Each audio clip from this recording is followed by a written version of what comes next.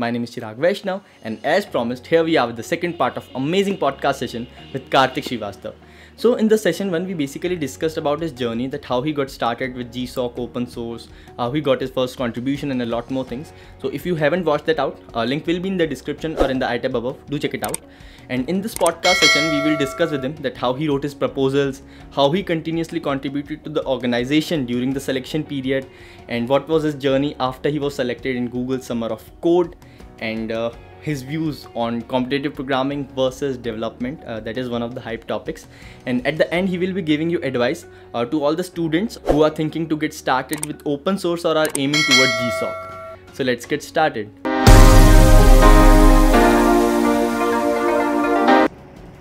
So here we are in the second part of the podcast with Karthik Srivastav regarding GSOC.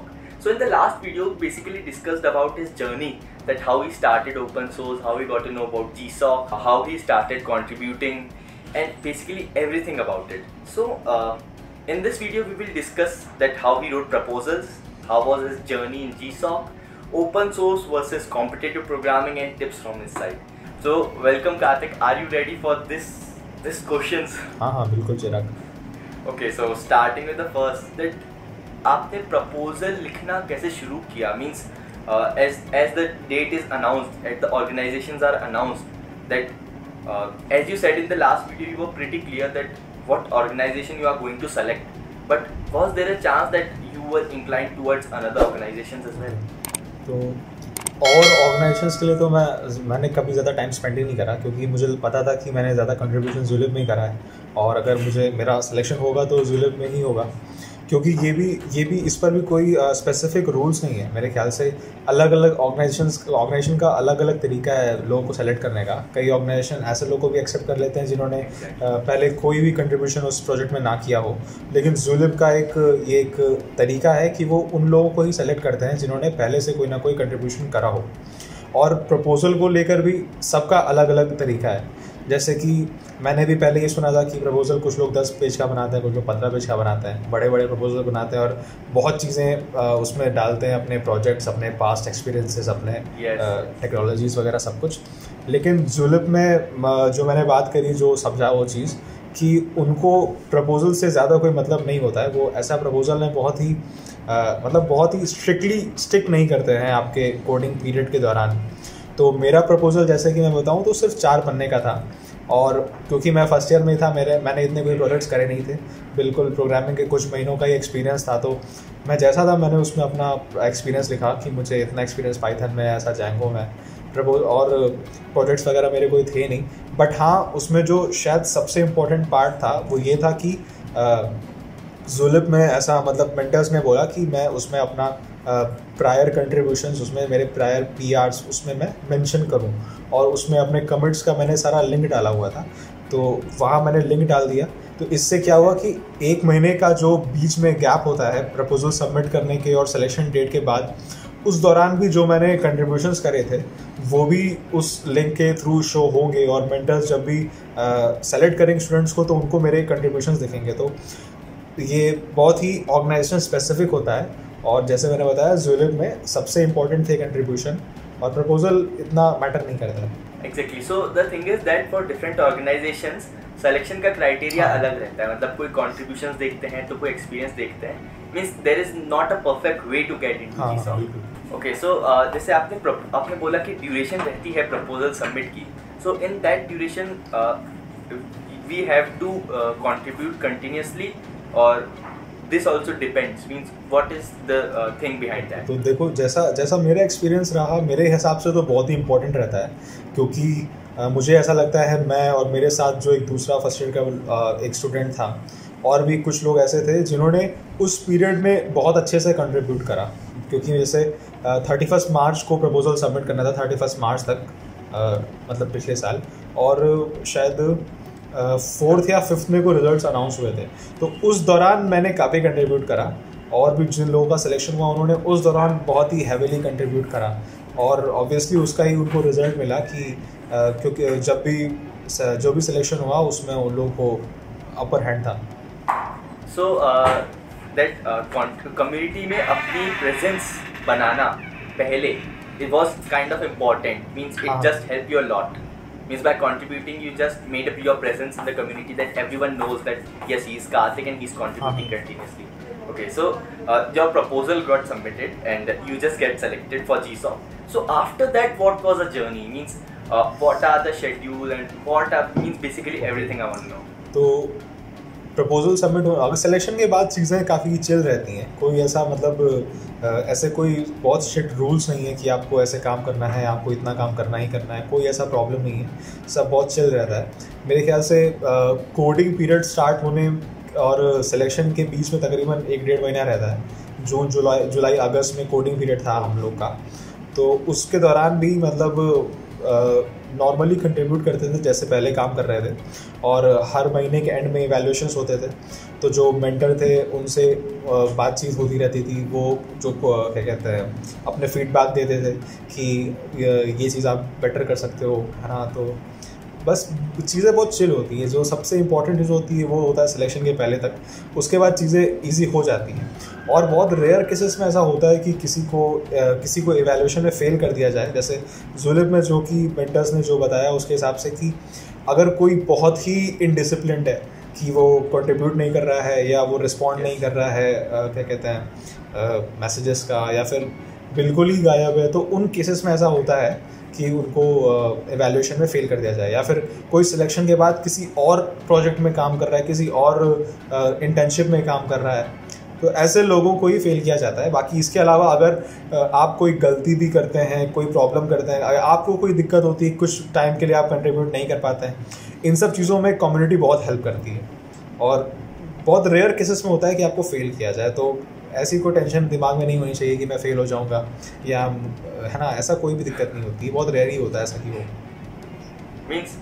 means once you are selected for GSOC, there is a chance that 90 to 95% you will just clear GSOC, means because there is a difference between being selected in GSOC and clearing मतलब GSOC. बिल्कुल मतलब ये चीज़, हाँ, अगर आप थोड़ा भी focused हैं और कोई किसी प्रकार का कोई चीटिंग नहीं कर रहे हैं, मतलब कहीं और काम नहीं कर रहे हैं, कोई और इंटर्नशिप नहीं कर रहे हैं, थोड़ा बहुत टाइम रेगुलरली दे रहे हैं, तो कोई दिक्कत नहीं होती है पूरा एवैल्यूएशन पास करने में।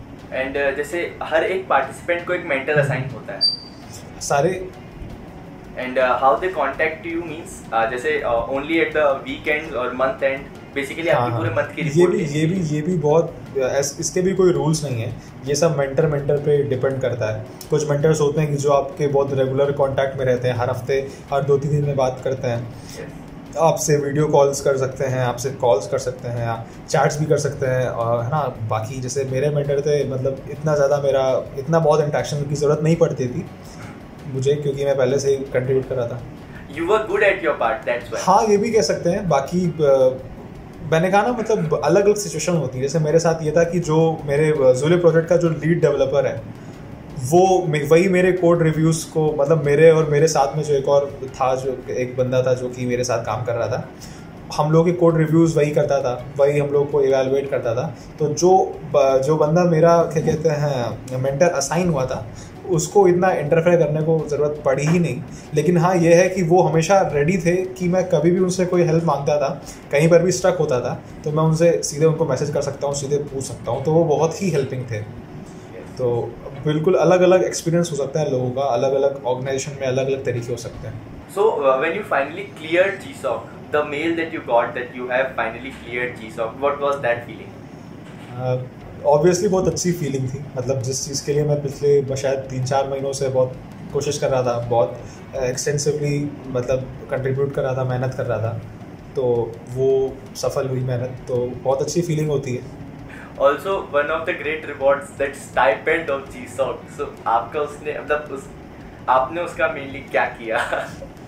Means it is a personal. नहीं, मतलब मैंने ऐसा कुछ खास कोई चीज़ तो नहीं ली, जैसे मतलब था वो फिक्स्ड हो गया, बस ऐसा कुछ खास नहीं।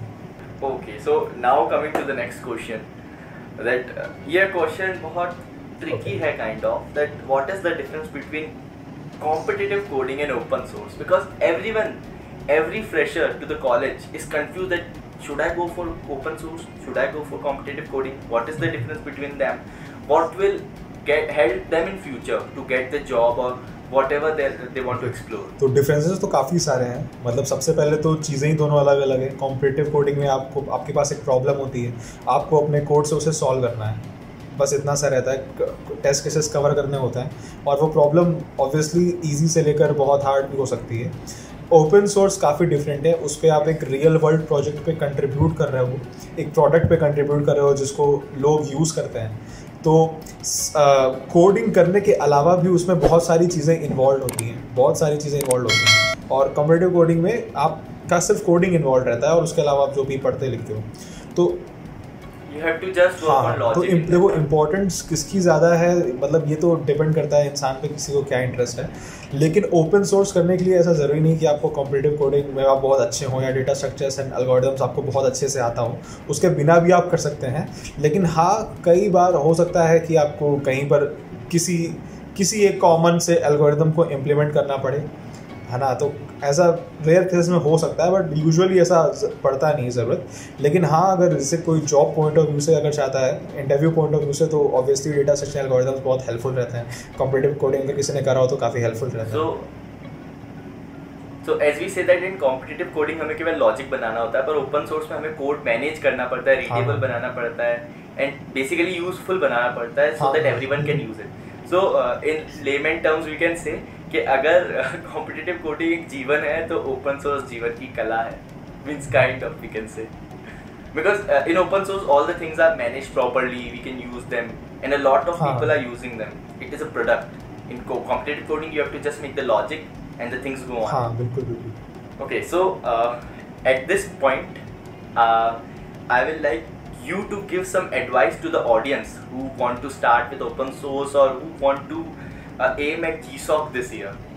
So what are the things that you have, the mistakes that you have done, you want them not to do, and what are the things that you want to tell the audience that will be beneficial for them regarding these purposes? तो जैसा कि मैंने starting में बताया था, सबसे important तो यही है कि आप कोई भी स्टूडेंट ऐसा ना सोचे कि उसे बहुत सारी प्रायर नॉलेज होनी चाहिए, या वो बहुत एक्सपर्ट कोडर होना चाहिए, या वो बहुत एक्सपर्ट वेब डेवलपर होना चाहिए। आपको जितने भी बेसिक्स आते हैं आप उसके साथ स्टार्ट कर सकते हैं, और जैसे जैसे आप आगे बढ़ते जाएंगे, चीज़ें क्या सीखना है, कैसे सीखना है, वो आपको समझ में आती जाएंगी।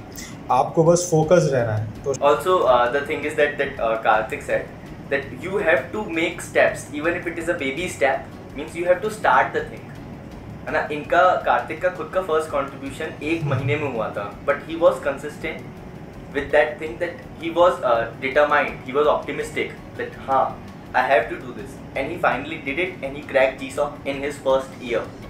So that's the thing I want you to have. Be optimistic, be dedicated and be consistent with the contribution or whatever you are doing in your life. और दूसरी चीज़ जो बहुत इंपॉर्टेंट है वो ये है कि आपको इंटरेस्ट होना चाहिए। जिस भी फील्ड में आप इंटरेस्टेड हो, वेब डेवलपमेंट में या मशीन लर्निंग में या और किसी चीज़ में, गेम डेवलपमेंट में या फिर रोबोटिक्स में, जिसमें भी आप इंटरेस्टेड हो, आप उस पर अपना प्रोजेक्ट चूज़ करो, तो आपको मज़ा आएगा चीज़ें सीखने में। तो ये दो सबसे इंपॉर्टेंट चीज़ है। आप जो प्रोजेक्ट चूज़ कर रहे हो, आप उसमें बिलीव करो, आपको लगे कि हाँ ये अच्छा है। और सिर्फ इसे ओपन सोर्स आप सिर्फ GSOC को माइंड में रखकर मत करो कि सिर्फ आप GSOC के लिए कर रहे हो। ओपन सोर्स में जो लर्निंग कर्व होता है वो बहुत ही स्टीप होता है। आप जो चीज़ें सीखते हो वो आपको हमेशा काम आने वाली हैं। अगर आप एक सॉफ्टवेयर इंजीनियर बनना चाहते हो तो वो हमेशा काम आने वाले हैं। आप जॉब में जाओ या आप खुद के प्रोडक्ट्स बनाओ, खुद का स्टार्टअप करो, वो चीज़ें बहुत काम आने वाली हैं।